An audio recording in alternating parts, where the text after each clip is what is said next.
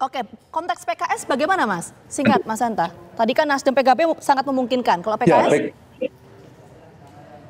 nah, PKS ini yang belum ya, masih punya potensi, tetapi kita tahu PKS ini beda dengan PKB dan Nasdem, mereka punya DNA politik, genetik politiknya selalu dalam pemerintahan dan sekarang berada di dalam pemerintahan, PKB dan Nasdem bersama pemerintahan Jokowi, kemudian sama-sama memiliki kedekatan. Nah, beda dengan PKS, saya ingin jawab pertanyaan, PKS ini DNA politiknya di luar pemerintahan, hampir 10 tahun pemerintahan Jokowi, mereka di luar, itu satu.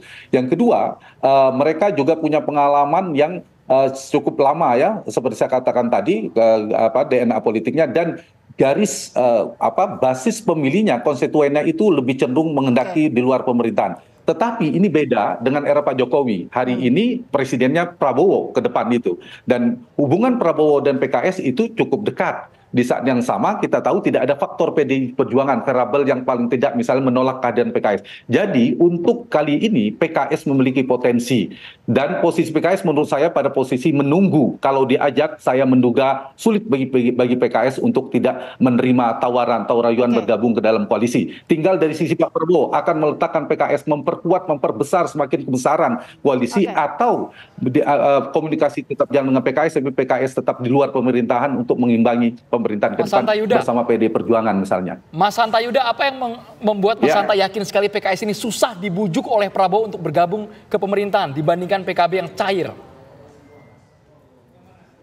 Iya, karena tadi satu genetik politiknya, DNA politiknya. Yang kedua dari sisi mereka kedekatannya memang sedang berada dalam pemerintahan. PKS kan sedang di luar pemerintahan. Nah, yang PKS perlu hitung betul ada konstituennya. Mereka berpotensi ditinggal oleh konstituennya cukup besar. Karena basis konstituen PKS itu paling ekstrim, berada sangat jauh dalam kontestasi Pilpres berhadapan dengan Prabowo, apalagi dengan Pak Jokowi. Itu konstituen PKS sangat jauh, sangat diametral, dan itu menyebabkan bisa jadi kekecewaan. Itu yang mungkin menjadi pertimbangan PKS. Tapi untuk kali ini menurut saya tidak menutup kemungkinan. Masih ada kemungkinan celah di mana PKS juga akhirnya akan bergabung dalam pemerintahan. Meskipun harapan saya PKS berada di luar pemerintahan untuk mengimbangi demokrasi kita supaya sehat. Tapi menurut saya betul bahwa PKS tidak rutenya tidak sependek, tidak semulus PKB dan Partai Nasdem kalau ingin bergabung ke Pak Prabowo. Kita lihat ada pertemuan